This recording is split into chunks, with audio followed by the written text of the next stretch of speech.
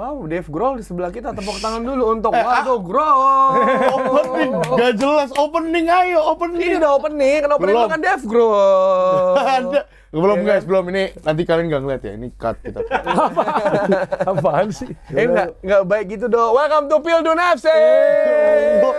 Udah lanjut aja udah. Ya seperti biasa sebelumnya saya mewakili kawan-kawan juga. Mohon maaf atas audionya. Yes. Yang bukan kurang bagus tapi jelek. Karena kita mendapat rezeki dia ganti mikrofon baru ya. Ya. Dan kita mencoba ternyata settingannya ada yang salah dan semoga di episode kali ini sudah better. Membaik lah. Ya. Membaik, mungkin belum sempurna, tapi yang sempurna hanya milik Allah, tapi yang juga sempurna pembahasannya luar dalam kita sambut Sabtu Haryo. Bang Sabtu. Hiroshi Nami. Nami. 2002. Tadi dibilang Endo, kurang jauh, kurang mundur. Iya sih, belum lihat jersinya dari jauh kan. Gue pikir Endo pensiun ke sini. Shinji Ono. Elah gawat. Itu Tahu dong. nggak nih? Jersi Nakamura. Lu taunya dari Nakamura belum nggak sih ini? Belum. Ini tahun 2000 ini. 2000. WE 2000, WE 2000. Covernya. WE bener WE. WE 2000 covernya ini WE 2000. Sakura Gianamichi. Ya. Salah, beda cabur. Apa sekalian Nobita, Nobita, Rurouni Kenshin sekalian. Deku ada Deku. Apa sih do? Elah. Dan setelah kemarin-kemarin kita kan ini ya cenderung freestyle dan Iya. juga bahas off the pitch lah ya kan sama Paul seperti Madin juga. Nah kalau sekarang kan Mas Aryo sih Iya, Pasti harusnya kita tactical. review tactical. Tapi sebelum itu kalian jangan lupa guys untuk like, comment, share dan juga hype. Itu penting banget. Dan kebetulan karena kita mau ngomongin review, pasti ngomongin soal males banget lagi. Ngomongin soal Argentina kan yang Messi hat-trick. Nah, kita lagi mau ada giveaway buku nih dari @tb.bebasari ya, Bang. Kenapa Dex? @tb.bebasari. Kok ngata Dex nggak pede gitu jadi host kok nggak pede sih? Bukan host kan gua ngasih giveaway kayak di TV-TV. Coba. Ya kan nih, kalian cuma Take perlu two. Yuk. enggak. Kalian cuma perlu nih, kalau misalnya mau dapetin buku ini, buru-buruan screenshot podcast ini, abis itu kalian share di story. Orang pertama yang nge-share story duluan, yang nge-tag box to box bola dan tb.bebasari bisa langsung dapetin buku ini. Nanti bakalan kita DM karena nanti kan ada notifikasinya. Yang paling utama langsung kita kirimin buku ini. Ini bukunya setelah Argentina juara. 8 catatan sepak bola Mahfud Ikhwan nih. Nah, ya, itu dia. notes gue juga buat Waldo yang ada mention di repost, gak di demand doang. Masa gue juga yang nge-repost? Nah, Mention banyak udah apa? kita Wah kemarin repost gue yang nge-repost, gue yang buka akunnya, gue yang nge-repost. Ini yang mana dulu nih prediksi? Ya. Buset, prediksi kita 1000 orang. Respect dulu dong, 1000 orang gila. Banyak banget, Bang. Iya, itu kok kayak gitu mah banyak. Nanti kita yang SOS story gak kelihatan. Gak enak. Iya itu setelah gue repost sebelumnya kagak ada yang mau nge-repost itu. Elah. sama ini ya tolong ntar ikutan karena tadi Waldo bacanya udah ngos-ngosan dia. udah capek. Gula dong itu. Hah? Iya, ntar Dika yang ini. Yang paling banyak prediksi siapa emang? Nah, Yang prediksinya paling banyak siapa? juaranya gitu. Yoi. Apa siapa yang juara paling? Banyak Nggak sih, dilihat. Kata lo Prancis pertama itu Prancis. Nggak dilihat Mas ini. template, Prancis nggak kerja. template banget Prancis pasti paling banyak. Nggak, masa gue bilang tiba-tiba Cape Verde kan gak mungkin. Prancis itu. Terus Emang Belanda. iya. Nggak dilihat. Kayaknya dia asal nembak aja. Kagak, lu tanya. Dia grogi ada lu mas, dia takut sama lu Nggak sebenernya. pernah Tapi kita. Prancis ntar deh ya. Kita kayaknya ini ya bahas yang kejutan terbesar mungkin sejauh ini. Iya. Ya. Cape Verde lawan Spanyol 0-0. Karena kan kalau Ronaldo nggak golin nggak kejutan dong, ya kan? Udah biasa Biasa aja gitu. Nggak ikutan nih kalau itu biar Mas Sarah yang jawab ya. Cape Verde lawan Spanyol, karena kan Mas Aru juga Spanyol kan sebenarnya. Spanyol. Jagoannya, terus ini juga membuat Fosinya menjadi populer banget dari 50.000 follower. Jadi Dalam semalam itu jadi 5 juta. Tadi kita cek 13,2 juta ngelewatin dari Mahomes sama Wemby. Patrick Mahomes. Iya, sama Wemby juga. Banyak. Ya bener lu. Iya, 13,2 juta. Gara-gara nepis 23 kali lawan Spanyol. Umur 40 tahun gila sih. Ketemu di LinkedIn kan kalau nggak salah. Tapi kenapa ya? Orang-orang Iya. sepengen itu follow dia kenapa menurut lo? Ya euforia Piala Dunia, Bang. Itu pasti kan kayak nggak Siapa nih gitu? banyak kayak bocil-bocil atau apa tuh. Oh, ini menarik nih, apalagi kan kalau bocil nih ya, kalau ngelihat ada TikTokan edit TikTok keren gitu atau gimana, siapa nih orangnya di-follow terus harmonisasi aja kayak kebawa vibes aja, vibes positif gitu loh. Kok harmonisasi sih? Berarti next-nya dia masih ada content manager. Kita ajuin diri aja kali ya? Boleh. Karena kan lu dapat banyak nih, lu harus pikir nih, oke gue mau posting konten apa ya di Iya. sini. Konsultan kipernya Cape Verde sih pecah buat ini ya, buat Porto ya. Tapi gimana Mas ngelihat Cape Verde sendiri, karena kan sebenarnya 4-3-3 waktu Spanyol di area sendiri jadi 4-5-1 jadi 5-4-1 gitu ya. Emang dan bagi mereka kayaknya itu such a win kan sebenarnya dengan bisa nahan imbang lah paling enggak. Iya, gue sih ngelihat apa ya, kayak tren di Piala Dunia itu banyak tim-tim tuh belajar lawannya. Jadi analisis game terhadap lawan tuh mereka cermatin banget dan dipraktekin dan sukses. Ya salah satunya Cape Verde gitu. Dia tahu siapa-siapa yang harus dijaga, siapa-siapa di posisi mana kita harus low block, di posisi mana kita harus jaganya 2 orang, kalau kurang tambah 1 lagi. Itu sama sekali buat Spanyol nggak nyaman gitu. Cuma kalau gue sih lebih nyalain, ya memang oke, Cape Verde-nya keren banget dari sisi defense, terutama di posisi kiper gitu. Cuman gue agak apa ya istilahnya, Kecewa. kecewa dengan komposisi Spanyol, terutama starting 11-nya, di mana Gavi dimainin di posisi kiri atas gitu. 2002 emang dia sama Pedri 2022. Iya 2022 dipaksa dibuat sama De La Fuente. bukan Levante sebelumnya tuh. Enrique 2022 ya, World Cup ya. Diminta untuk lebih dekat ke kotak penalti. Makanya link up si Gavi sama Pedri jalan banget tuh. Beda banget kalau mereka di Barcelona. Ya. Di Barcelona kan jauh lebih deep sehingga jarang mereka ada di dalam kotak penalti. Ini lebih ke dorong. Mungkin itu juga yang mau dipraktekin sama La Fuente kemarin gitu. Cuman kan Gavi gue bilang belum 100% fit lah ya, terutama dalam link up play dengan pemain-pemain yang lain gitu. Kalau dari sisi fisik mungkin iya gitu, cuman kehilangan match fitness dan juga ketajaman di musim lalu bersama Barcelona itu kayaknya pengaruh juga dia di performance di lapangan gitu. Dan dari awal yang agak sedikit mengkhawatirkan gua Spanyol itu mereka nggak punya nomor 9 murni, karena at some point lo butuh pemain nomor 9 murni. Oke, kadang-kadang mereka bagus ketika contohnya Fabregas jadi false nine gitu. Cuman kan lo nggak bisa mainin itu di setiap game gitu. Borja Iglesias gimana Mas? Bisa dicoba. Bisa. Tapi mungkin jadi Yago Aspas dia. Standarnya tapi bukan yang karena lo butuh big man di depan untuk bisa ganggu yang lain, untuk bisa ngebukain ruang, untuk menjadi pemantul. Pokoknya lo lempar bola ke dalam, lo jadi bikin chaos dalam kotak, baru dari situ bisa dimanfaatin pemain lain. Itu kan nggak ada sama sekali. Oyarzabal Wing muter-muter terus bareng di situ. Jadi kayak lo mau nujuin bola ke arah siapa sih? Yang itu kan yang agak sedikit bingung. Emang Oyarzabal pas kualifikasi nyetak banyak gol gitu. Cuman lawannya kan yang sama-sama Eropa, yang gaya mainnya mereka bisa tahu. Tapi kan Tanjung Verde lo nggak tahu cara mainnya akan seperti apa gitu. Lo mau coba praktikin hal yang sama, nggak jalan gitu. Dan agak telat juga pergantiannya La Fuente gitu. Gue pikir menit 46, babak kedua mulai, ya lo harus ubah gitu. Karena kan ternyata nggak jalan nih starting 11 gue gitu. Tapi ternyata pergantiannya baru menit 70 kalau nggak salah. 71. Nah itu menurut gue terlambat. Dari situ kan langsung kelihatan beda sebetulnya. Chance-nya lebih lumayan tajam, peluang-peluangnya ada, maksa kiper untuk melakukan saves gitu dibandingkan di awal-awal gitu. Ya lu ngeliat Ferran Torres muter-muter, Oyarzabal muter-muter, agak sedikit kebingungan di posisi itu. Jadi gue lebih kecewa sama Spanyolnya sih di luar rela maju banget ke depan, press ke depan banget. Terus juga Cape Verde juga sepanjang pertandingan cuma melakukan satu pelanggaran yang mana kalau tim yang bermain bertahan itu kan biasanya pelanggaran banyak Mas. Dan rekor terbaru ya, maksudnya rekor baru dari Piala Dunia juga itu. Apakah emang karena Cape Verde-nya emang sengaja gue menunggu, gue tidak melakukan reaksi terhadap permainan Spanyol? Karena kan kalau kita lihat sini ya juara Eropa, dan kita lihat bagaimana dia di Piala Eropa di 2 tahun lalu mainnya seperti apa, di final kayak gimana. Terus juga pemain-pemainnya juga eksplosif, dan masuk ke Lamine Yamal pun juga nggak terlalu banyak. Karena gue pikir ketika Lamine Yamal masuk, itu gue pikir, wah ini pasti ada nih kemungkinan dia nusuk ke dalam penalti, bisa banget nih pasti nih.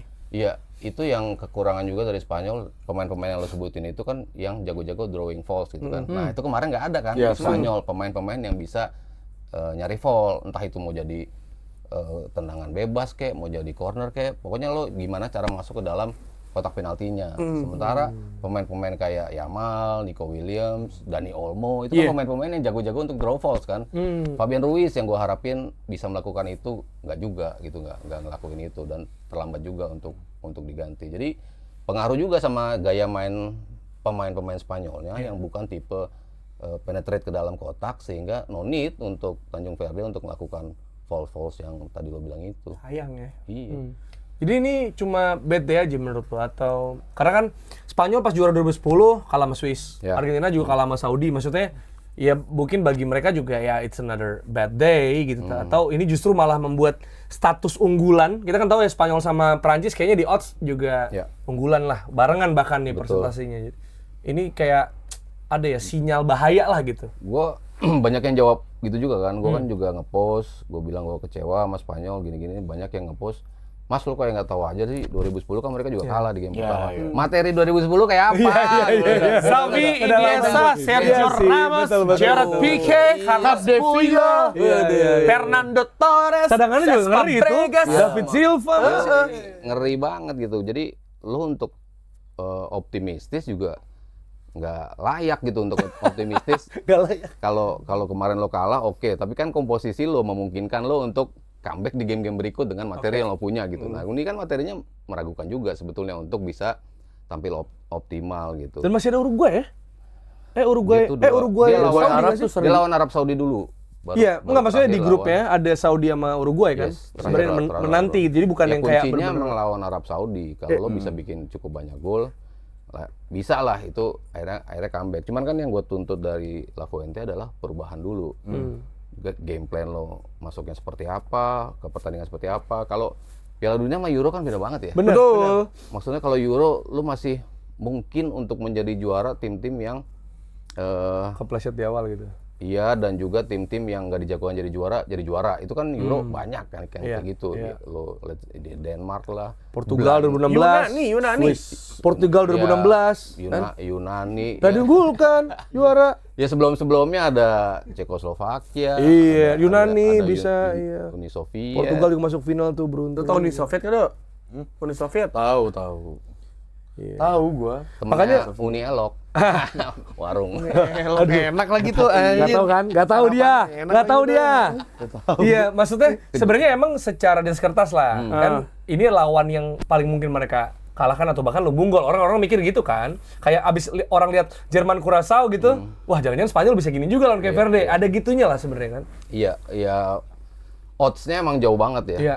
Unggulin Spanyol bahkan 3 gol lah, orang mikirnya bakal mencetak seperti itu gitu. Tapi ternyata di luar Afrika Selatan ya, Afrika kayaknya nggak mengecewakan juga ya.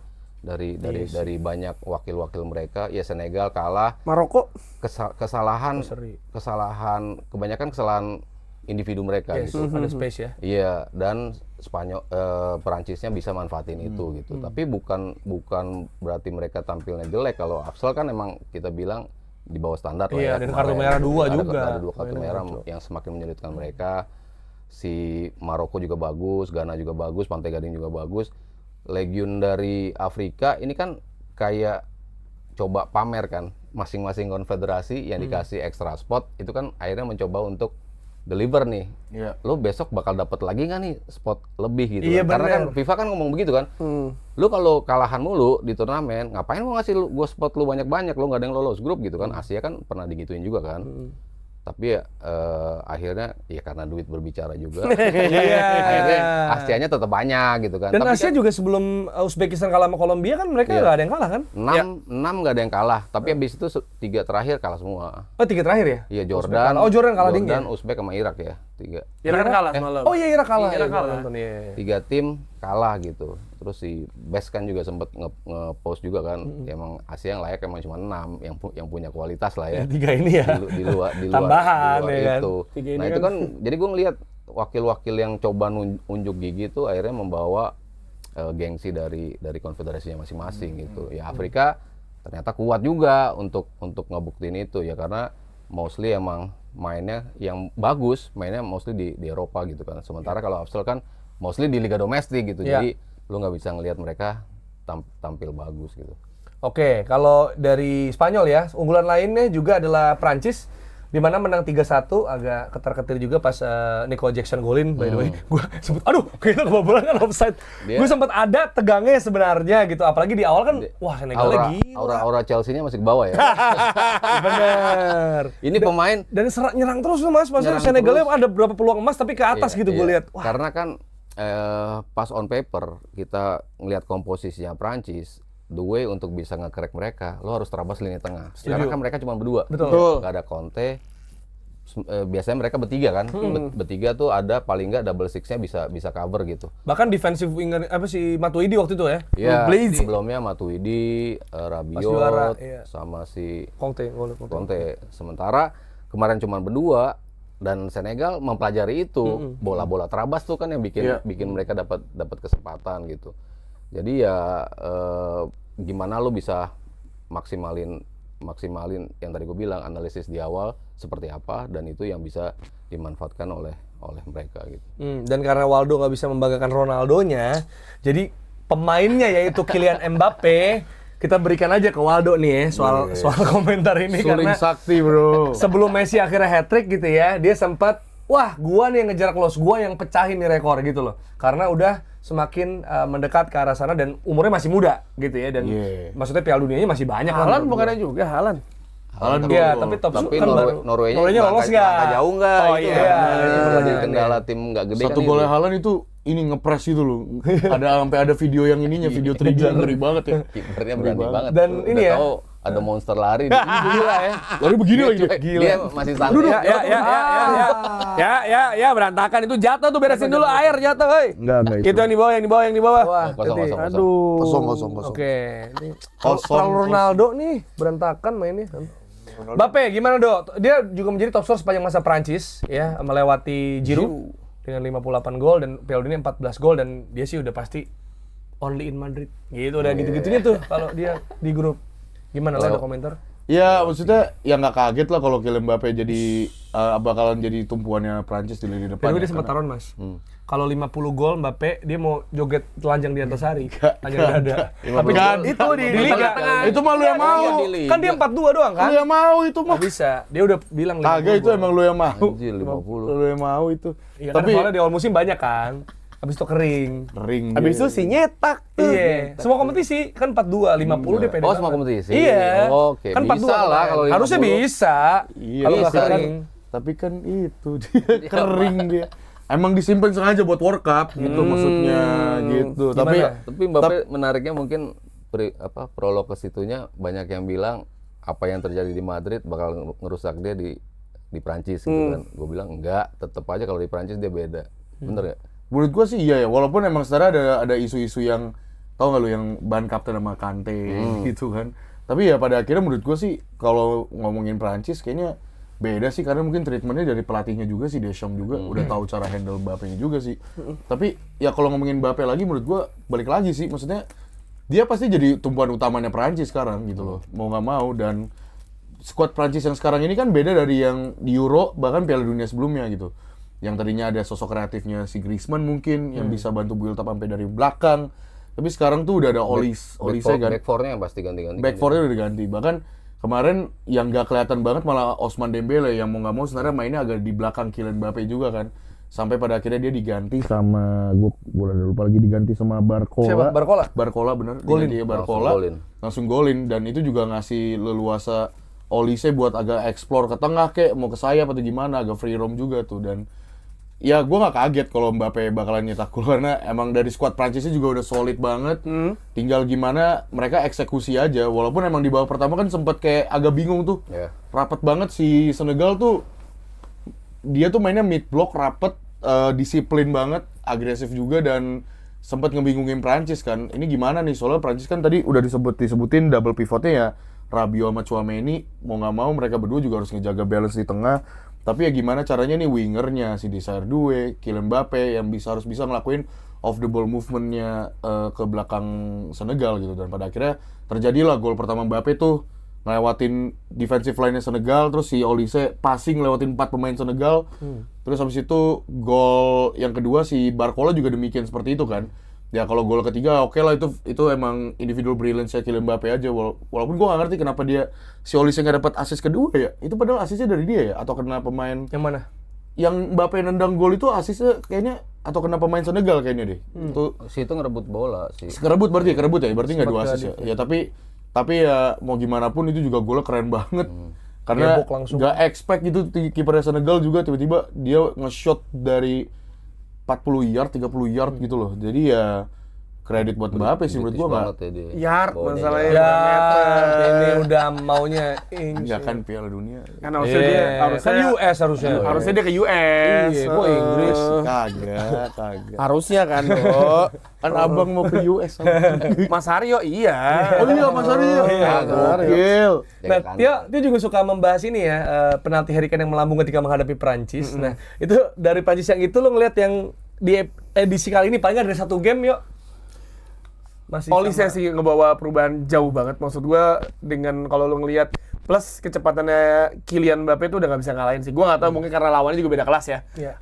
Belum bertemu dengan tim-tim kayak mungkin Inggris, Portugal atau tim-tim kuat lah Eropa, intinya. Maksudnya di bawah lawannya aja emang udah di bawahnya dari kualitasnya di bawahnya Prancis, dan kalaupun menang ya emang udah pasti ya, walaupun orang berpikir mungkin marginnya nggak 3-1 kali ya atau 1-0 atau 2-1, tapi kalau ngelihat agresifnya dan juga bagaimana peran dari Olise sendiri, menurut gue yang mesti diperhatikan di match-match selanjutnya lawannya Perancis adalah si Olise-nya.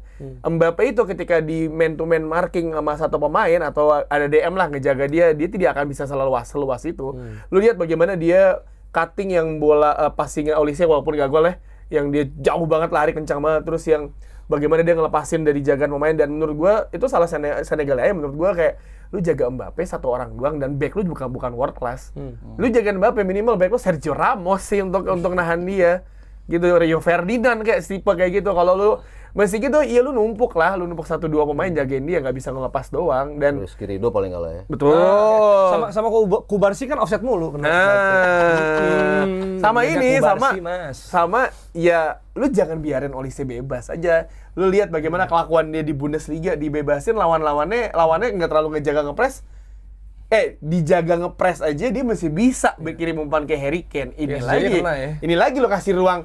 Buset bang, tuh ruang geda bet itu geda udah kayak mau Bisa nembak ya. Iya. Bisa nembak gol ketiga. Jadi ruang sama asupan bola ke Mbappe ya. Ini yang Iya. mesti dilimitasi sama lawan-lawannya.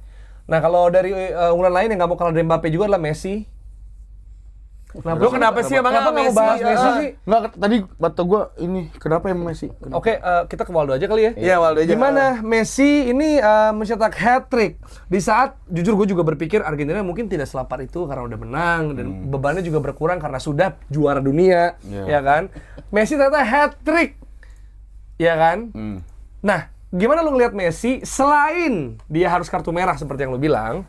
Emang gua ada bilang. Lu kan begitu lu. Gua Yang nggak pelanggaran bilang. ya, pelanggaran itu ya. Dia marah-marah Gua mulu. nggak Messi bilang. harusnya merah. Nggak ada. Di gol Coba pertama build up gol Coba pertama. cek, gak ada gua ngomong gitu. Gimana lu lihat Messi? Layak kok dia Kuning, hat-trick, itu layak. kuning. Tuh. Layak. Ntar Mas dulu kali ya, kita coba. Apa, kenapa? Messi gimana? Lu ngeliatin nih, karena masih hat-trick loh dia. Walaupun gol kedua ya rebound juga, tapi kan itu positioning bagus. Ya menurut gua ya balik lagi, maksud gua ya Messi ya Allah nih ngapain sih di ini? Enggak, gimana Messi menurut lo? Hah? Messi kenapa? Sebagai fan Apa dari hat-trick? Ronaldo. Ya bagus. Nyetak hat-trick di umur 38 tahun, jadi pemain tertua yang cetak hat-trick Kok di trivia? Piala Dunia. Petiknya, ini Setelah analisa. Ronaldo ya. Setelah Ronaldo, lawannya Spanyol sih, Ramos, waktu itu Ramos, terus Pique, Sergio Busquets, ya bagusan Azerbaijan lah gitu, maksudnya hat-trick gitu kan. Terus juga golnya keren juga, gol yang tendangan dari jarak jauh. 2 gol kan tendangan dari jarak jauh, dari luar kotak penalti maksudnya. 1 dari tap in, ya menurut gue sih memang kalau misalnya waktu itu Bang Jerry bilang hungry-nya udah nggak ada untuk menjuarai Messi, tapi gue lihat dari permainan kemarin sih justru ngebuktiin sebaliknya gitu loh. Kalau Baru se-game. sebenarnya, hah? Baru se-game. Ya tapi kan gua waktu match episode lalu gue bilang kalau misalnya lu lihat fase grupnya mah ini mah easy 3 point banget buat Argentina, semuanya 3 point gitu loh. Coba nggak tahu ya, mungkin Basara lebih paham ya. Kayak Messi itu kan, ya maksudnya udah 38 tahun, tapi dia bisa ngelihat peluang sekecil itu dari luar kotak penalti. Maksudnya kan matanya berarti kan tajam banget ya, visinya itu kan luar biasa ya.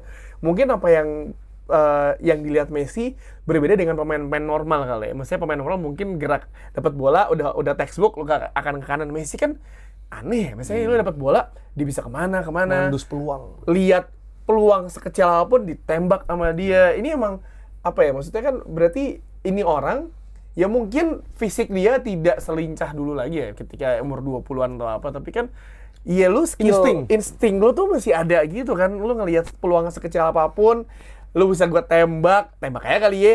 Nggak asal nembak dan nggak Gua kedua sih. Gua kedua tuh kan walaupun katanya rebound doang.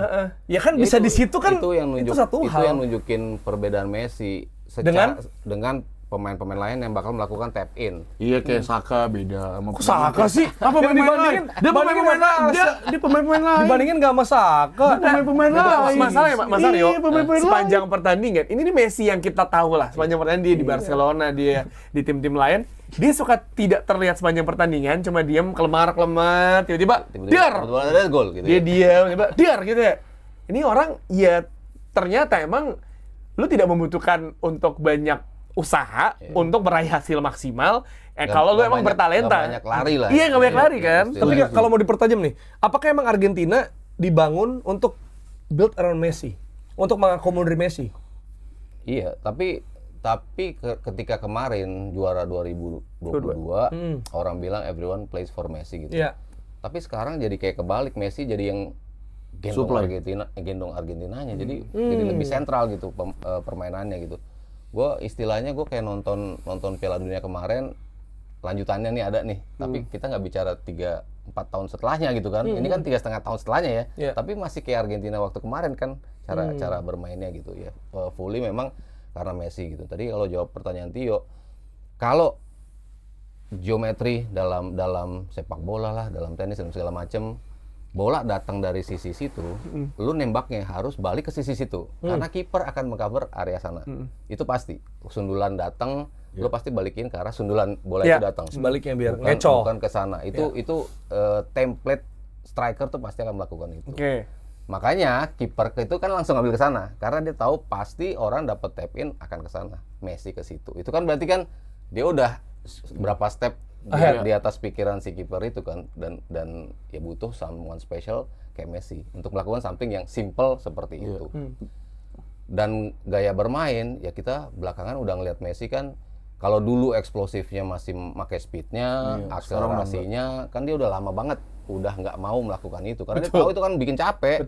Udah gue cukup jalan, ketika gue dapat kesempatan maksimalinnya bakal seperti apa nih, set ya udah. Dan orang juga hafalan semua itu kan gol di Barcelona kayak gitu semua tuh. Tinggal belok pasti pojok sini itu benar kejadiannya kayak gitu. Kalau Ronaldo mungkin beda karena dia butuh space yang luas untuk melakukan tembakannya bagus, tapi dia nggak bisa kalau ke cover orang banyak gitu. Dia kan bukan tipe yang bikin gol kayak gitu kan. Jadi susah sekarang ya Mas ya. Tapi gue setuju, maksudnya emang perbedaan Ronaldo dan Messi tuh terlihat dari playstyle-nya sebenarnya. Messi itu kan maksudnya kan, walaupun Ronaldo juga udah beda dibanding jauh. Kalau Messi tuh menurut gue mungkin yang ngebedain dari Ronaldo itu teknik apanya ya gue bilang ya. Mungkin kayak teknik simple yang udah di atas rata-rata gitu loh. Kayak scanningnya tuh beda dari yang lain. Makanya kan dia bisa tahu gue harus ada di posisi ini nih, karena pasti kiper bakal ngelakuin ini gitu loh. Terus sama kayak effortless sih. Mungkin bedanya talenta yang dia dapetin gitu loh. Itu juga benar. Talenta yang diwariskan pasti beda dengan Ronaldo. Itu nggak akan pernah hilang kalau kita bicara talent gitu. Tapi Ronaldo bisa punya longevity seperti itu ya pasti karena fisiknya dia juga. Dia bisa jaga fisiknya dia. Di masa yang lebih muda dia bisa outrun pemain lain. Sekarang kan dia udah nggak bisa outrun pemain lain. Dia bisa gaya-gaya dia begitulah. Ronaldo chop. Crossovernya dia sekarang kan nyangkut mulu gitu kan crossovernya.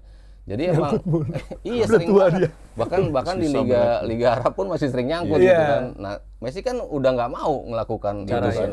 Untuk cara itu ngapain, bakal waste time. Gue butuh nanti kalau hilang harus nge-press lagi. Yang jelas-jelas aja lah bola segini gue dapet seperti itu. Dan chemistry sih antara pemain-pemain yang udah kebentuk. Kalau Portugal kan chemistry-nya, Vitinha main itu kan baru main juga sama João Neves kan. Ini something yang beda lagi dari komposisi yang ada di timnas Argentina. Messi kan kemarin deep banget loh mainnya. kayak nomor 6 kan. Betul, dia betul. ngambil Turun bola, ke bawah. dia ngambil bola. Kreator. Tapi dia udah punya chemistry sama yang De Paul kirim ke dia.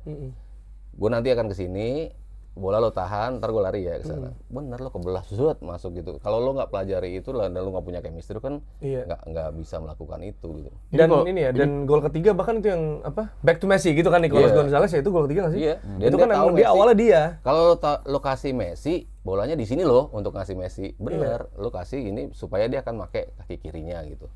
Jadi Lebih team player ya? Iya, pemain juga tahu kalau lo mau ngefit Messi, lo ngasihnya ke seperti ini loh.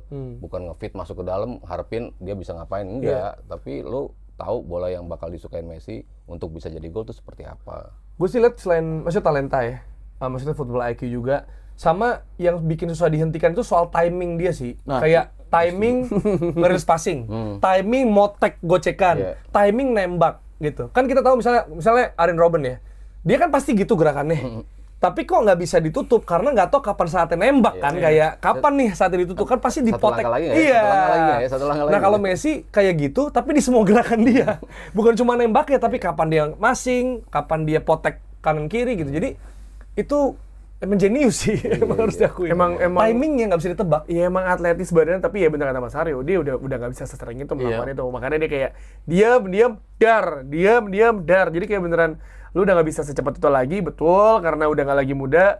Tapi footwork terus juga dribble-nya dia dan tendangannya sih emang nggak akan hilang sih itu. Gue waktu itu kan pernah bahas juga di episode sebelumnya. Gue bilang sebenarnya Messi ini ya rada mirip dengan Ronaldo, banyak yang bilang Ronaldo ini jadi problem. Messi tuh sebenarnya juga terkadang jadi problem di Argentina, terutama kalau misalnya Argentina lagi mau ngelakuin transisi cepat. Terkadang kalau nyampe Messi tuh kayak agak slow tempo lagi ini gini.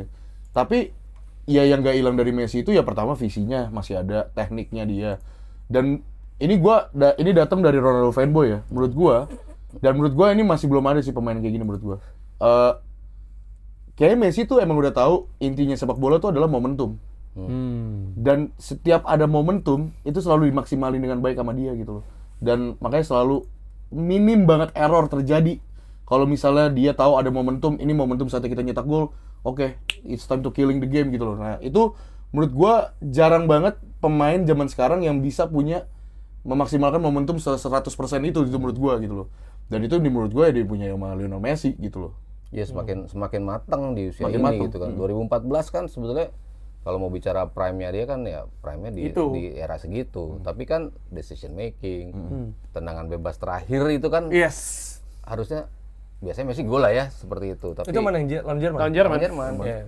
Itu Final ya? Yang kalau dia masuk ya 1-1 gitu. Extra time itu ya? Extra time. Mana Hudze? Itu yang nunjukin bahwa semakin lo matang decision makingnya, balik lagi momentum lo semakin tahu kapan lo harus ngapain, kapan lo harus nyantai, kapan lo harus turun sampai ke lini belakang. Iya.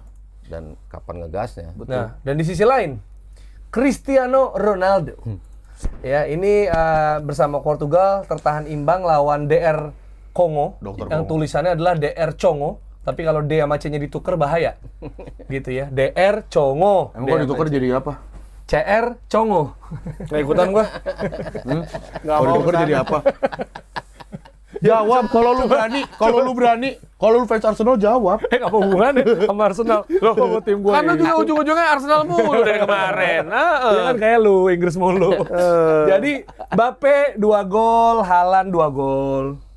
Messi hat-trick. Kane 2 gol. Harry Kane 2 gol. Ronaldo 41 tahun gitu maksudnya.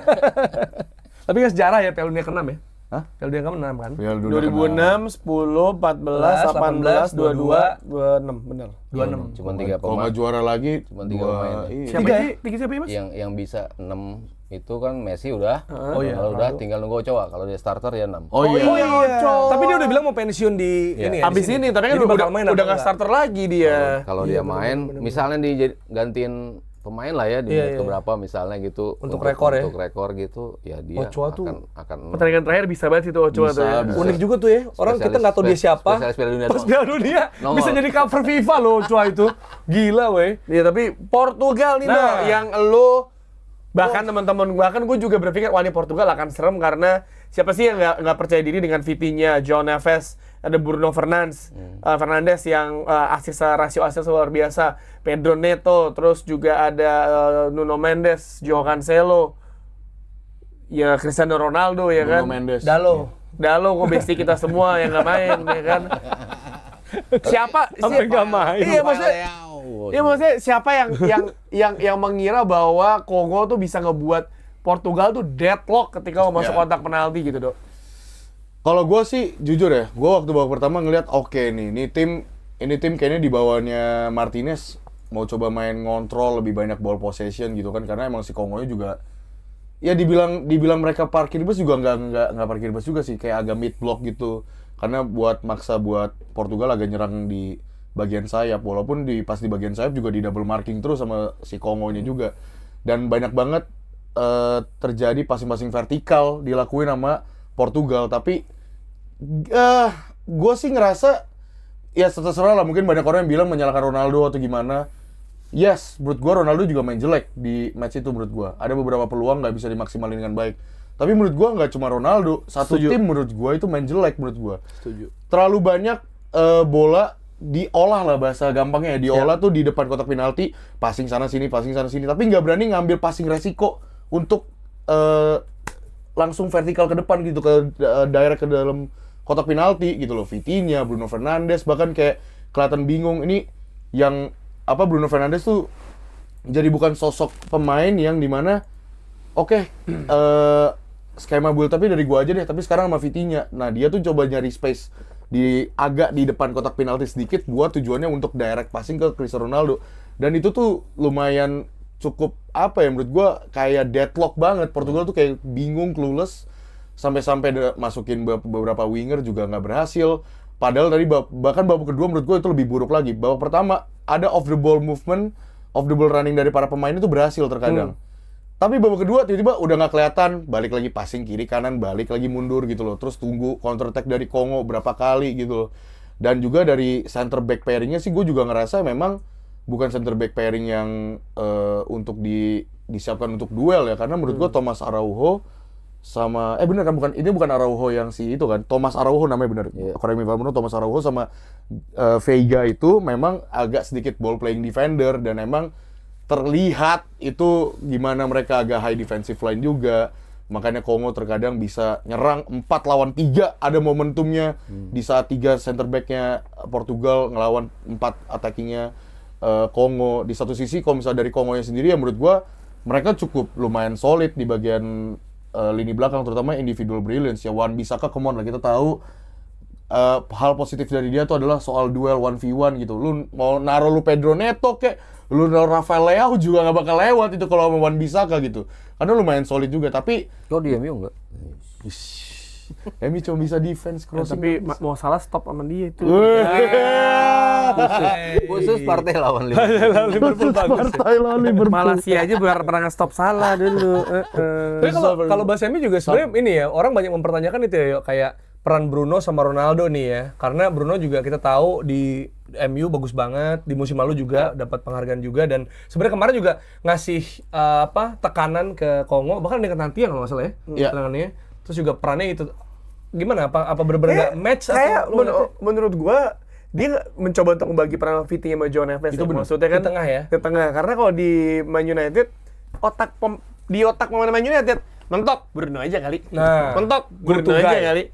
Dan di Bruno udah biasa bermain dengan striker yang bukan nomor 9 murni gitu. Kita kalau ada Rasmus Højlund works nggak? Works kadang-kadang. Sesko musim lalu, ya? Sesko juga ketika posisinya pas, works.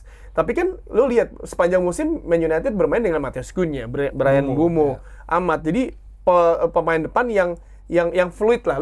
Lu nyari ruang, buka ruang gitu. Dan kemarin ketika Kongo numpuk pemain itu yang ngebuat sulit sebenarnya. Dan sebenarnya gue tuh berharap ketika Kongo membuat numpuk seperti itu, Bruno di 10 menit terakhir kalau nggak salah deh Mas, dia main agak turun ke bawah. Kayak awal musim Man United, dia megang bola, itu baru tuh kelihatan tuh dia megang bola, dia crossing, dia passing, dia ngatur, ada yang umpan terobosan dia ke Conceição tuh, yang sayang nggak ada yang ini, terus juga ada peluang dari sini. Jadi maksud gue ketika deadlock seharusnya tiap pemain Portugal dan lu punya Cristiano Ronaldo yang tendangannya itu kencang banget loh dan eksplosif. Maksud gue kenapa nggak, ya bener kata lo, kenapa nggak ngambil resiko aja? Lu udah kalau udah di rapat gitu kan pilihan lu adalah lu crossing ke tengah berharap ada pemain yang nyundul, atau lu deadlock tendangan di kotak penalti. Dan itu kenapa Bruno kayak ketahan. Iya, kenapa dia tidak bisa mengeluarkan umpan-umpan ajaibnya yang kayak ketika di Man United musim lalu. Terus juga Vitinha sama Joao Neves tidak seperti seindah ketika bermain di Paris Saint-Germain. Gua nggak tahu kenapa. Mesti pertanyaan adalah, ini Roberto Martinez beneran hoki ya, dapat 2 kali timnas Golden Generation Belgia sama ini. Berarti emang agennya pinter kali ya. Iya, maksud gua pinter dia milih. Maksud gue pemain lu gila loh di tengah lu. Mungkin kalau Stipe ya udah lu atur. Ini berarti masalahnya sama kayak memainkan Lampard, Gerrard sama Scholes secara barengan nggak sih Mas? Oke. Zaman dulu. Ini sebelum Martinez, Mas, ini menarik ya soal posisi Ronaldo yang tadi Tio bahas. Kan kalau Bruno tadi dirasa bukan yang kayak number 9, yaitu yang mungkin di feeding bola atau emang ada focal point gitu. Jadi cenderung mungkin bisa lebih bersinar yang fluid tadi Tio bilang gitu ya. Nah, apakah ini mendukung pandangan orang-orang juga yang berpikir bahwa Bruno sama Ronaldo kalau main bareng memang tidak seefektif itu? Apa lo yakin kalau kemarin yang main Gonzalo Ramos hasilnya akan beda? Nah, gue bilang gue nggak yakin. Iya, setuju. Kalau yang main Nuno Gomez mungkin iya kali ya. Iya, itu gacor. Eder, Mas. Jujur gacor. Nuno Gomez, Pauleta sih. Mungkin beda gitu. Jadi memang ini karena stok pemain mereka yang available ya. Iya, lo ya Martinez ya mungkin lip service juga ya, dia bilang. Lip service. Dia ngomongnya ya nggak mungkin ganti gol terbanyak karena gue emang lagi butuh gol, and yang tersedia emang ya nggak mungkin bisa gue andalkan juga gitu loh. Waktu Piala Dunia 2022 Ramos main bikin 3 gol. The next game apa yang dia bikin? Ampas lawan juga, Swiss aja gitu dia kan. hat-trick ya. Itu kan momentum juga. Terus kalau kita balik ke era di mana Martinez datang gitu kan. Apa sih yang perlu gue address di tim Portugal ini? Ketergantungan terhadap Ronaldo. Akhirnya gue bagi pemain lain harus bisa cetak gol. Nambah pemain-pemain lain bisa kontribut terhadap gol-gol Portugal. Walaupun memang yang masih mimpin Ronaldo juga gitu. Tapi nggak terlalu jomplang, pemain-pemain bisa. Kita jangan kebobolan banyak gol. Defense wise segala macam lebih rapi juga. Jadi entering this tournament sebetulnya ada potensi buat mereka untuk bisa tampil lebih bagus lah dibanding periode sebelumnya gitu. Cuman gue kan begitu, salah satu kita harus waspada terhadap Portugal misalnya ditanya orang gitu ya. Tapi ada catatannya, kalau mereka bisa ngeklik as a unit. Nah, ini yang udah ngeklik as a unit gitu. Kayak gue ngebayangin Spanyol pre-2008. Best players everywhere lah. Gila. Raul Morientes gitu ya. Tuh, aduh, bahkan 2006 salah satu permainan udah terbaik, tapi mentalitinya mereka belum punya. Itu yang Prancis ya, kalah Prancis ya? Yang kalah sama 3-1 Prancis deh kayaknya. 2006 Iya, betul. Dia Zidane kalah sama Prancis. Jadi kalau bisa dibilang tim yang mainnya paling bagus, bukan juaranya, bukan si Itali, tapi Prancis dan Spanyol. Pada saat itu mereka mainnya bagus, tapi mentalitinya nggak punya Spanyol. Mereka butuh banyak turnamen sampai akhirnya 2008 mentalitinya dapet, klik sama cara bermain. Pada saat itu mereka hal radikal yang diambil oleh Luis Aragonés adalah buang Raul. Iya, setuju. Top scorer sementara abadi dari Spanyol. Legend. Itu banyak banget yang kritik dia pada saat itu. Dia nyantai aja ngomong, Raul berapa turnamen udah pernah ikut, apa yang dikontribusikan berupa trofi buat Spanyol. Gue rasa ini sudah cukup buat dia. Untuk melakukan itu terhadap Ronaldo, kayaknya dia nggak punya cukup nyali untuk melakukan itu.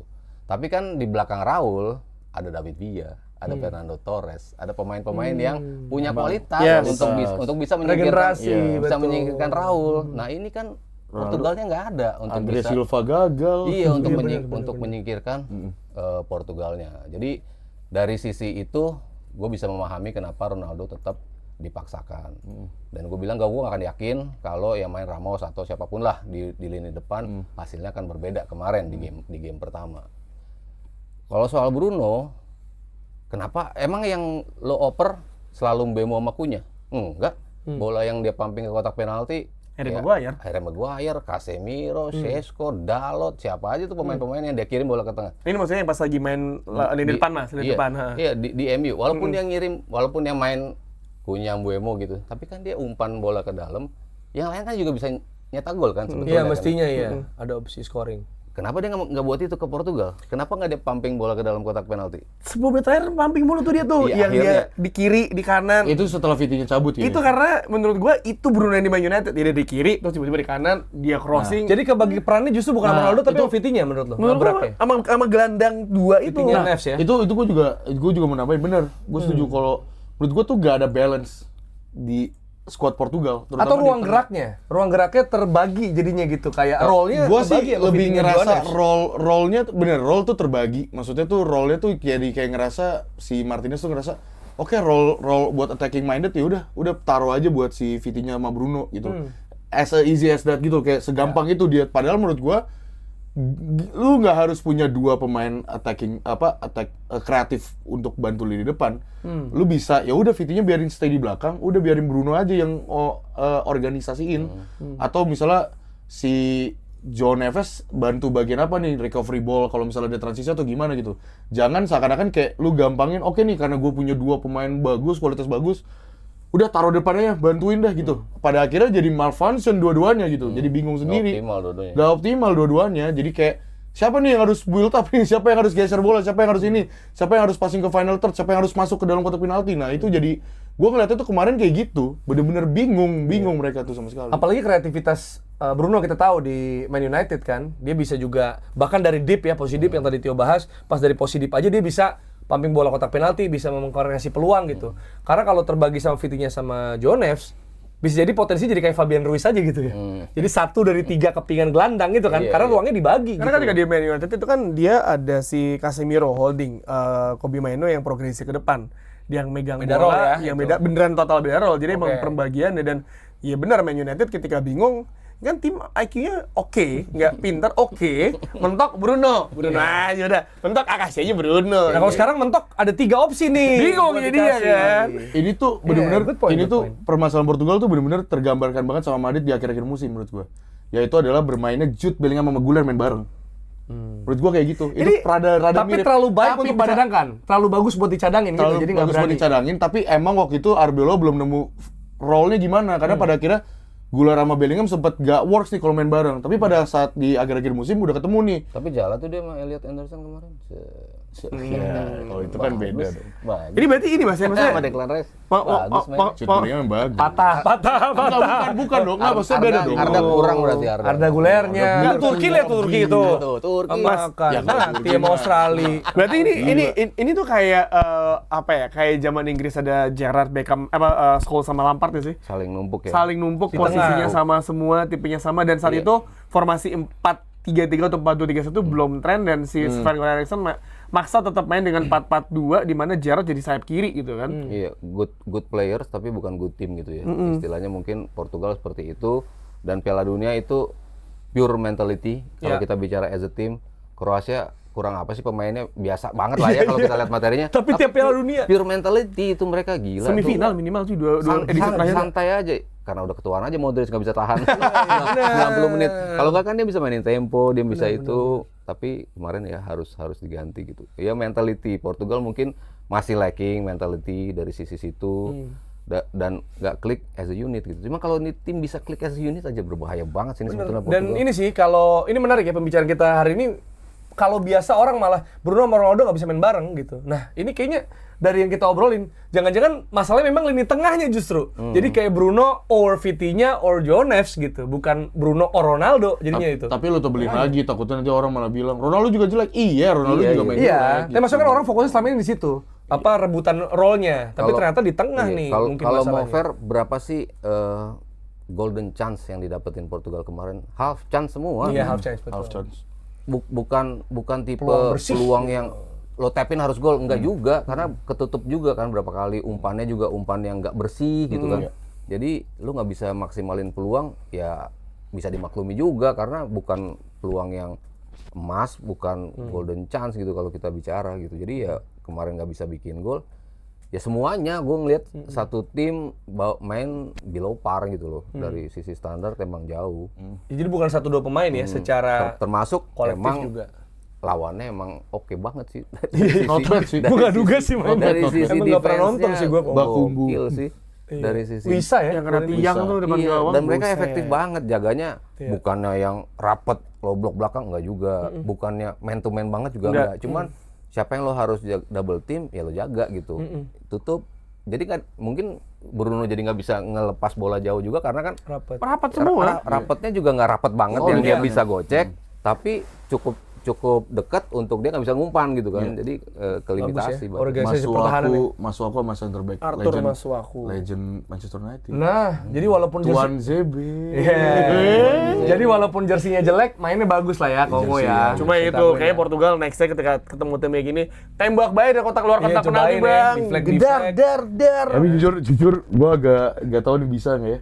Agak susah sih lawannya. Shot dari luar kota juga nggak ada. Siapa? Nggak ada yang berani mas. Iya, Kayak nggak ada yang berani. kayak ketika gelandang lo megang bola, mencoba untuk membuka ruang, ujung-ujungnya Nuno Mendes lagi. Iya, crossing. Di Joao Cancelo gitu terus aja mentok-mentok kayak nggak mau tembak kali. Gua kayak nonton tembak kali bang tembak gitu. Lu pemain lu tuh punya akurasi tembakan dan yang kenceng ya bagus-bagus itu. Iya. Kenapa nggak dicoba itu doang sih? Iya, dan di saat Spanyol dan Portugal nih kering gol, ini game banjir gol. Yoi. Inggris lawan Croatia menang meyakinkan walaupun nggak sempurna ya. Karena babak pertama sih sangat menghibur sebenarnya untuk netral terutama. Inggris unggul 2 kali, Kroasia balas 2 kali. Lucu lagi tuh. Apa? Yang babak pertama kan udah injury time, tinggal 1 menit atau 1,5 ya. 1 menit lagi. Aduh gue ngantuk, gue tidur dulu kali ya. Tidur nih gue set, gue bangun. Gue pakai nonton menit 50. Loh, kapan nyetak gol ya? 3-2 ya. Kapan ya gue? Nih gue yang amnesia atau gimana? Dari 2-1 jadi 3-2. Backnya berasa tidak kenal satu sama lain itu kebobolan 2 gol gitu. Mantap kamu, Ezri Konsa, Johnson, Rhys James.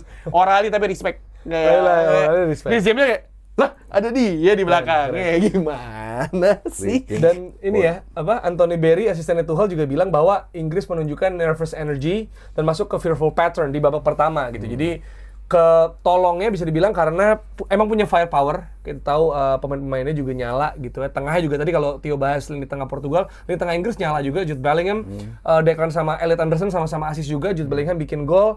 Tapi ya defensive structure sih ini gawat sih so far gawat. Itu iya satu permasalahan utama dari ketika nama-nama yang dipanggil aja udah sangat mengejutkan ya. Terlepas Harry Maguire masuk apa, oke lah kita anggap aja kita setuju dengan nama-nama yang dipanggil Thomas Tuchel. Oke, tapi ya lu masa nggak ada waktu untuk memperbaiki gitu loh. Lu punya 3 gelandang terbaik dunia saat ini. Elliot Anderson lagi mau naik lah ya. Jude Bellingham, Declan Rice, Elliot Anderson, iya kan? 3 lu masih back lu Allahu Akbar kayak tetangga masa gitu ya kan, kayak baru pindah nih tetangga di rumah sini nama siapa kagak kenal gitu, kagak akrab, kayak posisinya kok yang satu di sini, yang satu di sana, entar dia bisa ada di sini. Orali kayak ini backnya mau ngapain? Gampang kepancing, Bang. Gol keduanya Kroasia, satu pemain masuk 3 orang ikut. Iya, terus disundulnya muter gitu. Gol 3 orang ikut. Iya, Rhys James itu kena. Nah, ngegolin di belakang mereka. Iya, di belakang mereka. Rhys James, feeling gua karena semusim di Chelsea ngelucu ya timnya ya, terus pelatih gonta-ganti dia bingung. Kadang jadi gelandang tengah, kadang bek kanan. Instingnya ya bobolan dan gol pertamanya ya masih itu ruang gede banget, gak gede menutup ya kan. Dan masuk Caloba sekarang nih. Iya. Masuk Inggris. Ada pemain namanya Trent Lewis Hall gitu ya. Lu Caloba kayak mana? Tapi ya udah maksudnya oke, gue tuh pas ketiga 2 sama ya elah. Tapi pas terupas Elliot Anderson ke Jude Bellingham. Dan Jude Bellingham body balance-nya bagus banget. Sikat langsung. Elliot apa Ken sih? Elliot. Yang golnya itu bukan Elliot ya? Elliot mas. Oh iya. Coba ya kita make sure aja ya biar Elliot Elliot. Iya Elliot bener. Kan si kalau Harry Kane kalau Saka ke Rashford. Terus si Declan ke Harry Kane ya berarti. Corner. Berarti satu lagi Elliot. Asis kan? Potongannya kemarin tuh kayak Harry Kane kemarin. Bentar. Oh Elliot Anderson. Itu yang enggak pepet dari tengah. Iya. Dia Harry Kane kan kemarin juga deep mulu kan. Nah, itu masuk. Oke. 3-2. Tapi di babak kedua itu kalau kipernya Bukan doi itu ya, Kroasia tuh ya. Livakovic tuh gila. keren. Anjir. Dia udah Itu kayaknya bisa 8-2-7-2 ada. Anjir, banyak banget. Next Declan Ochoa Rice. nih bro, next Ochoa nih. Declan Rice tendang. Jude. Jude. Harry Kane. Iya. Rashford semua udah dardor. Gila itu kiper. Tapi ya bikin respect juga sama kiper Kroasia Livakovic. karena di Piala Dunia 2022 pun ketika gue bikin konten dia juga nahan penaltinya bagus banget.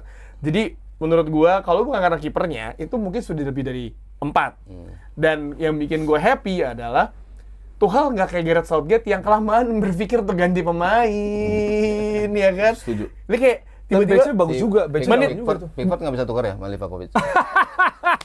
Juara itu udah pasti juara dong kalau udah bagus. itu it's the best England can do. Mau ngapain sih kiper Tangannya pendek emang dia. Tapi kalau lu ingat pakai musim lalu di Everton itu tim kan semenjana ya, Sevilla. menyelamatkannya banyak, tapi nggak ada pilihan lain mas. Iya, benar. Dean Henderson gitu, ya paling dekat Dean Henderson kan. Iya. Cuma Satu lagi siapa lupa gua? Nick Pope.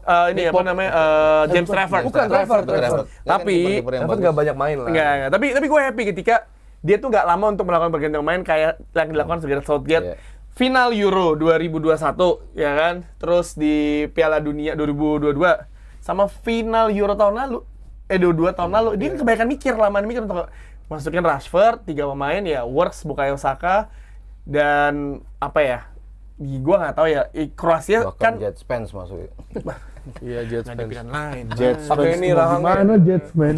Cuma ya lawan Kroasia bukan lawan yang mudah ya. Ini juara 3 Piala Dunia musim walaupun pemainnya hampir sama semuanya, cuma sudah tua, dan Inggris ketemu Kroasia udah 2018 semifinal. Iya. Sama Tumbang. jadi kayak ya gue happy ketika melihatnya fluid, menyenangkan, menghibur. Karena di zaman era Gareth Southgate kayak nyetak 1 gol susah banget lu nyetak 1 gol. Setuju sih. Iya kan? Itu lawan Irannya berat tuh kan, 0-0 apa? Lawan Scotland. Lawan gitu. Belanda hampir kalah itu 2 Nah, tahun kalau nggak lalu. Watkins ya. Gimana Mas lu ngelihat ini kan kalau di gambar yang banyak di meme sosmed tuh kayak depan Ferrari, belakangnya ekor kuda gitu. Tahu lu? Belakangnya berat kan. Tahu nggak lu yang nggak ada gambar itu loh. Atau nggak depannya mobil mewah. yang kuda balap belakangnya. Kuda Api belakangnya kayak Belakangnya cuma busuk. gambar nggak jelas gitu. Pantat nggak Gitu. jelas. Ini terjadi dan ya mereka ketolong firepower di depan. Iya, tapi ini part of the structure yang emang dimau sama Tuchel gitu kan. Oke. Jelek di belakang jadi mas. Enggak, materi belakangnya, Konsa, Gehi itu kan Stones bahkan ya? Kalau lu mainin Stones sama si Maguire misalnya, nggak akan mungkin main kayak gitu. Keteteran pasti. Konsa coverage-nya cepet, ini cuman chemistry-nya. Cuma mungkin di si antara- ini gue potong dikit, mungkin Oke. si Tuchel naruh itu kan berantakan biar Pickford terbiasa. Oh dia kayak gue di Everton nih. Iya, iya. Kayak gue di Everton. Kemarin Makanya dia kan- bilang gitu ya, susunan itu kayak ini yang terbaik maksud untuk tiap posisi dan saling bisa ada backupnya. Iya, Jadi iya. sebenarnya kalau dari set menu tadi, it's Stones or Maguire berarti gitu ya? Karena nggak bisa main bareng. Iya. Jadi akhirnya dia pilih satu dan dia bahkan pilih di game Stones. kemarin Stones or Gehi aja sempet rame juga. Itu gue iya. pikir ya gue. Kan ya Gehi bagus lah ya, Iya, terakhir. iya. Cuman dia tetap butuh pengalaman. Makanya yang pasti akan main Konsa di dia tuh. Oke. Gue setuju. Sementara satunya Stones apa Gehi ya, tapi dia butuh pengalaman, makanya Leadership. Stones makanya benar. ditaruh di situ. Terus mungkin balik di komparasi ya, lu Golden Generation Inggris, what so called Golden Generation Inggris, nggak pernah dapat apa-apa juga Iya gitu kan. benar benar. Orang satu tim berantem kan. Bener. Dapat apa? Itu Golden Generation banyak loh itu Inggris loh. Nggak pernah dapat apa-apa 2006 itu pemain MU pemain Liverpool, Dari Chelsea kagak mau ngomong. 2002, 2006, Iya, 2006. semuanya tuh kan. Golden Generation. Yang bikin problem memang Inggrisnya sendiri. Iya emang. Pas dia susun squad kayak gini, nggak ada Palmer, nggak ada Foden, nggak ada Maguire. Wharton. Apa jangan-jangan justru materi yang Biasa aja. Iya, yang biasa aja, bukan big profile players, bukan dari tim besar, tapi good players yang di liga kemarin mainnya bagus gitu. Italia 2006 sebetulnya seperti itu gitu. Iya. Lu nggak tahu Grosso tadinya siapa? Fabio sih? Grosso. Tengah Perota tuh ya. Perota, tapi Pirlo. they work as a unit yang dimau sama Lippi pada saat itu. Nah sekarang juga di Inggris mereka mainnya kayak gitu, yang beda banget timnya Southgate sama timnya Tuchel. Ya. Progression bola ke depan. Ya itu. Kalau si Southgate keluarin bola dari wilayah mereka tuh 5 menit. Bener. Baru lewat garis Nggak masalah, Declan Rice, Stones. Declan Rice, Stones. Terus Pickford. banjir crossing show Trippier, teng aja udah. Lama banget yang ngeluarin Opsinya bola itu aja. dari wilayah sendiri masuk ke wilayah lain tuh. Iya, opsi gitu 3 doang. menit, lama banget gue. Ini cepet banget. Tak progressionnya beda. Setuju. Dan semua mau lari. Semua pemain good point. Ya, mau lari. Kan kita jarang ya lihat Inggris seperti itu yang tanggung jawab pemainnya. Even Kane, gue kehilangan bola, gue harus rebut lo sama dia, gila. Itu hari-hari dia di Bayern Munich. Dan dia itu kemarin ngeblok bola juga kan? Pakai perut, gila itu. Pakai perut. Dia truly captain sih emang, cocok sih. Makanya doa fans Inggris sekarang, Harry Kane jangan cedera, Declan Rice cedera. Harry Kane jangan cedera, Declan Rice. Elit juga jangan. Nih, Elit penting banget Elit. Jude. Nih, dia bilang Jude itu tidak tergantikan. Jude itu bisa di posisinya masih ada yang bisa, setidaknya kalau dia cedera ada yang bisa menggantikan. Kalau Elliot Anderson sama Declan Rice. Tapi levelnya nggak sejut kan, maksudnya. Morgan Rogers. Kan kalau nggak ada Elliot Anderson ada Jordan Henderson. Ya Allah. Mas mendingan kalau misalkan Elliot Anderson kenapa-napi gitu ya.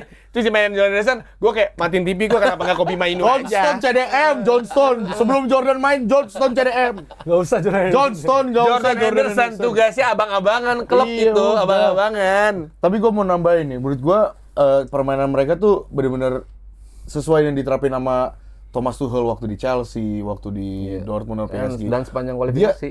dia tuh bener-bener butuh pemain yang mau ngelakuin pressing lini depannya, front four-nya gitu. Dan biasa kan dia pakai 3-4-3, terkadang 3-4-2-1, ya you call it lah gitu. Dan sebenarnya waktu di Chelsea juga mereka nggak punya proper striker yang oke, maksudnya untuk menjadi goal scoring ya. Dan Harry Kane ini kan gue tahu dia bisa jadi goal scoring. Tapi kan dia lebih bermain lebih deep terkadang. Mainnya terkadang lebih deep. Dan itu menurut gue terpaparkan jelas taktiknya Tuchel tuh berhasil di situ. Lu ada Gordon, lu habis itu ada si Madueke, ada Harry. Udah Madueke lebih better Enggak, dibanding gue kayak Saka. Madueke di starter kayak gue. Tapi Wolves berhasil. Iya, Wolves. Gila. Bikin Itu penalti pressingnya. juga. Iya. Pressingnya. Nggak cuman itu, waktu pas diganti dengan Morgan Rogers, diganti Bukayo Saka. Gue ngeliat itu tuh tetep loh, engine pressingnya mereka tuh ngeri banget. Gila, Rogers tuh sampai kelewat, dia kejar lagi, pressing lagi ke sana gitu. Jadi distance covernya tuh pasti gue yakin tinggi banget di laga kemarin gitu. Jadi ini sesuai dengan taktikal yang Thomas Tuchel mau gitu loh. Iya, jadi idenya nyampe ke pemain. Idenya Gitu. nyampe, Bahkan dari second unitnya juga, maksudnya yang off the bench-nya masuk kayak gitu tetap gitu Mas ya. Cuma beda orang yang lebih bugar aja, yang lebih fresh gitu. Cuma walaupun juga yang menarik gol kedua Kane itu kayak blueprint 2018 nih. Ada outswinger, blocking, decoy, abis itu attacking the space Kane gitu kan. Masih ada warna-warna gitunya lah ya. Masih. Sebenarnya. Itu memang karena backbone dari timnas Inggrisnya juga sih, emang udah terbiasa juga. Karena kan lebih progresif aja. sama juga memang ya dari beberapa tim ini kan juga udah banyak yang dari Premier League kan. Premier League juga mengandalkan set piece. Jadi emang mereka udah terbiasa dengan hal itu gitu loh. Jadi ya gua harap sih Inggris beneran ini ya, beneran bisa ngelaju jauh lah. Kalian Portugal. Emang bisa ketemu ya? Final. Ya, kita nggak pernah tahu. Final boleh, final. Bagian nggak pernah tahu. Cuma kalau lo ngeliat nih, terakhir mungkin dari Inggris, kalau ngelihat ini kan sekarang udah beda ya, warnanya lebih attacking, lebih menarik juga untuk disaksikan bagaimana. Asli kalau nggak ngantuk Bang, percaya sama gua. Ya kan? Ini apakah yang bisa batu sandungan mereka ini lini belakang mereka aja? Atau sebenarnya ada peluang potensi-potensi. Kalau Portugal kan sebenarnya bagus, tapi tengahnya masih tadi belum sinkron gitu. sama kan. pelatihnya. Sama pelatihnya gitu misalnya. Iya, Nah, kalau si Inggris kan apakah emang lini belakang yang bisa membuat mereka downfall nih? Gue ragunya sama si Reece James sih. Reece James. Dan cadangannya nggak ada sih kanan ya? Harusnya Livramento. Iya makanya kan. Palingan Caloba Berarti cewek kan? coba nggak? Sini Denver Soalnya dipasang ada. sono. Denver kanan. Spence bisa juga Jets. digeser. Di Jets bisa fans juga, baru main ya. Digeser kanan. Tetap belum yakin kan? Kalau ngelihat yang lainnya gue sih lumayan yakin ya. Oke. Maksudnya Gehi, or Stones, or Rogers, kirinya O'Reilly. O'Reilly bagus banget. Cuman kan Bagus banget, gila. in order O'Reilly bisa eksplosif kayak gitu, ya lo harus punya Rodri. Kalau di City kan lo Iya, harus punya betul. pemain-pemain yang nutup. Tapi kemarin lumayan juga ketutup juga. Cuman balik lagi ketika bola yang Kroasia tahu mereka bakal chaos, lo kirim bola-bola yang gantung gitu loh. Iya. Bola, nah siapa yang ngambil, nah itu belum rapih koordinasinya di posisi itu gitu. Tapi gimana mereka megang holding line-nya, gimana pas nge-build seperti apa, ketika di press siapa yang keluar kemana-mana, itu udah firm dari posisi itu. Cuman transition sama ketika di sepertiga dikirim bola yang nanggung tuh di antara di belakang back tapi nggak yang kencang itu. Nah itu yang masih koordinasi siapa yang ngambil, itu yang masih belum firm. Itu aja sih yang PR menurut gue dari Inggris ya. Nah kalau biasa gue, kalau Arsenal kan suka pesimis gitu. Nah, Tio sama Inggris kadang suka pesimis. Nah, lu Enggak, ngeliat kata siapa gua pesimis? Tuchel enggak? Juara ini. Lah kan udah dari musim gue bilang Inggris juara. Soalnya kan tim flop juga Inggris. Jadi gue bingung nih. Nah, kalau itu kan emang iya. Karena kan Inggrisnya sendiri ya bikin. yang bikin Inggrisnya Inggris yang sendiri. selalu. Pasti coming home tiap turnamen kan? Iya. Nggak mungkin. Apapun itu ngelawaknya di fase apa itu misteri. Iya. Itu mah coming home. Tapi oleh-oleh di bawah tonga kan nggak tahu. Iya, lah gue dari pas apa yang season regulernya gue bilang Inggris juara. Kan gue bilang ntar Bukayo Saka karena cuma angkat piala. Akhir musimnya di Amerika. Sama SD dia bilang. Man, gue selalu Coming home percaya setiap turnamen Inggris coming home. With a trophy or not. Nah, itu Jer. Apa-apalah. Sama tengah ke depan stoknya banyak sih, enak tuh. Itu. Inggris tuh enak rotate. Cuma backnya aja bisa calo. itu kemarin Eze belum main kan? Belum. Iya, lu masih ada. Masih banyak cuy. Rodgers juga baru cadangan kan dia. Lu bayangin ketika lu striker Gordon Madueke capek ganti set masuk siap-siap Bukayo Saka Marcus Rashford. Aduh beknya yang lawannya kayak aduh gua ngejar main ini lagi nih si kancil cepet Bayangin banget. Rashford juga lebih enak ya, lebih pressing, lebih apa gitu. Dulu kan Rambut males tuh. gondro ya kan? Iya, dulu males dia kan. Untung dia ke Barcelona tuh. Iya. Tapi Kalau kan nggak jadi dibeli. Balik ke Kalau menu. gue masih males dia. Kalau sama Hansi Flick lu nggak mau lari lu. Iya, Dipecut mentalitinya. kayaknya. Kalau kata MU, Berubah ya lalu dia. balik 300.000 pound sterling lagi seminggu. Ah, elah. Tapi ngaruh tuh mentalnya dihajar Hansi Flick waktu itu. Bayangin bro, semifinal Inggris-Prancis. Wah rame, menit 70 Caloba nyundul. National hero. Sumpah. National hero. Gitu gue penasaran. Eric Dyer aja di National Hero. Menit Caloba. Bang, dulu begini kayak pemain bola asli. Caloba. Wah, gila. menit 93 Prancis dapat penalti. Pickford tepis National hero. Kalau Inggris bah, kan come on. bracket kanan kalau nggak salah di Inggris. Hah? Enggak, Kanan. enggak ketemu ya? Ketemu Argentina. Argentina perempat kalau Kalau itu. yang Spanyol sama si Prancis. Oh iya, ya udah. Final aja udah. Kalau juara grup kan, Spanyol belum nentuin begini. Emang belum tentu. nanti. Iya, maksudnya kan kalau enggak beda lagi banget deh Bisa kan lah kalau nggak Spanyol, juara masa grup. nggak juara grup sih Spanyol? Gitu. Bisa lah. Bisa lah, Dok, ya kan. Ya, ini ada update dari Kanjuruhan ya. Kapolresta Malang Kota, Kombes Pol Putu Kolis Aryana menempa 13 taruna latihan kerja Akademi Kepolisian dengan menyuruh mereka jenguk keluarga korban Kanjuruhan. Dia ingin para taruna nggak hanya kuat secara fisik, tapi matang secara emosional dan sosial. Salah satu keluarga, Bu Asri, menitip pesan kepada para taruna untuk selalu memegang teguh amanah sebagai pelindung masyarakat. Itu dia. Ya itu kira-kira kita akan lihat nanti hasilnya seperti apa. Jangan lupa juga untuk menonton dan juga subscribe channel YouTube-nya Sabtu Haryo. Itu dia. Iya nih.